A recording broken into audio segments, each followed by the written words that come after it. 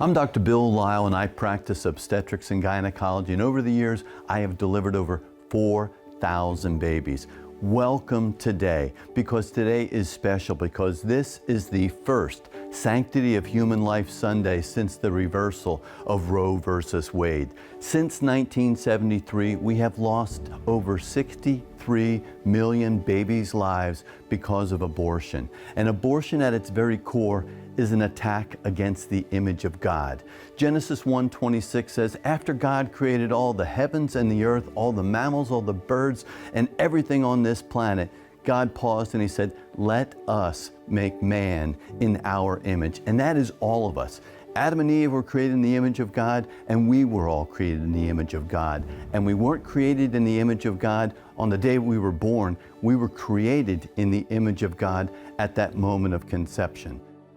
When we look at 63 million lives, that is doing evil in the sight of the Lord, destroying the image of God. And this is what the attack is. It's an attack against the image of God out of a hatred for God Himself. We look at Psalm 139, where we are miraculously knit together in our mother's womb. The psalmist didn't understand about cell differentiation and fetal development. He just knew that it was knit together in our mother's womb. From the moment of conception, when one cell from the mom and one cell from the dad get together, at that moment, that is a unique new person. Unique from the mom, unique from the dad, unique from the other 8 billion people on the planet. And then we go from one cell to 2 cells, to 4, 8, 16, 32, 64, developing into different systems, cardiovascular system, neurological systems, skeletal systems. 18 days after conception, we can actually see the heart beating, and the heart is pumping blood from the baby to the placenta where the mom is, and then back. And the babies not only have different genetics, but often the babies can even have a different blood type. It's really a matter of not just a choice, it is a matter of patients' rights and being created in the image of God. You say, well, why patients' rights?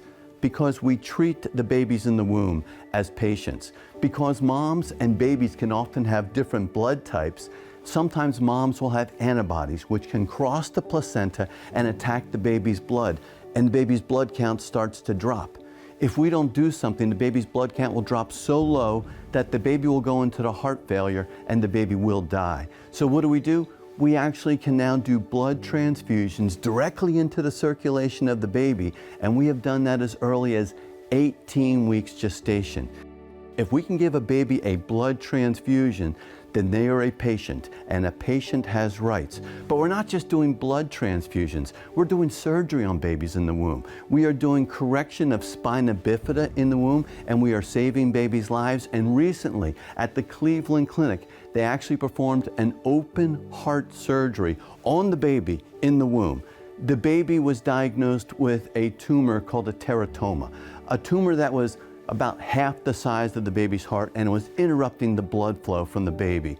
So what did they decide? They said, well, we can deliver the baby and then do surgery, but now we have a preemie which has just had surgery, or we can do surgery on the baby in the womb.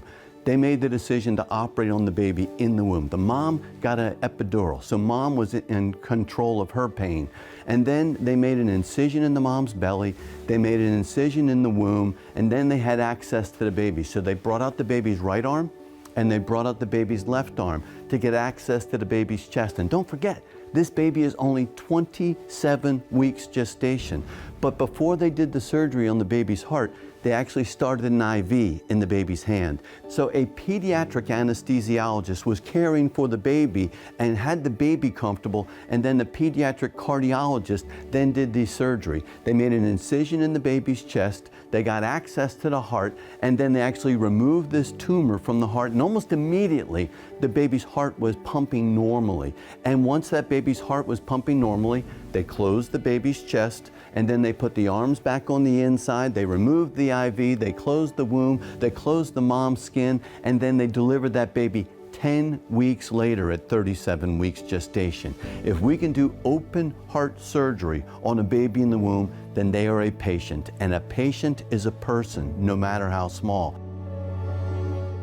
The battle of abortion is not just something for outside of the church. Surveys will show that within the church, between 18 and 24% of the people within the church have personally been involved in an abortion. And there is pain. And what is the solution? Well, we need healing, and healing comes from forgiveness, and true forgiveness only comes through the blood of Jesus Christ.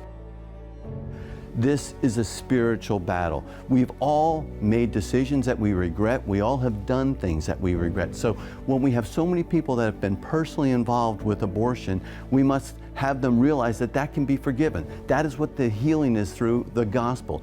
It is the gospel that changes hearts, minds, and behavior, and it's the gospel that is going to produce that healing.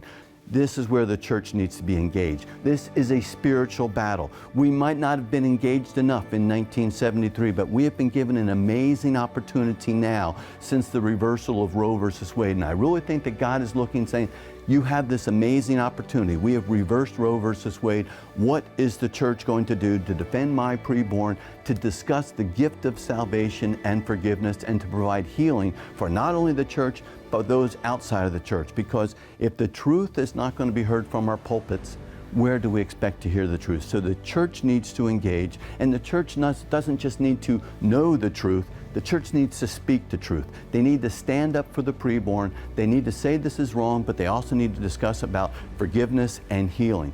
We are going to be developing a new curriculum in the next month. That will be a 6-week program for the church specifically to engage in the knowledge, not just of the science, not just of the medicine and the way we treat the preborn, but in the spiritual aspects of how we can and we must win this battle, because we need to combat against something that is truly doing evil in the sight of the Lord. So thank the leader of your church for getting a video like this for Sanctity of Human Life Sunday. See how you can get engaged in your local pregnancy resource center. And if you have any questions, you can contact me, Dr. Bill Lyle, through our website, which is prolifedoc.org. God bless you, and thank you for setting aside Sanctity of Human Life Sunday.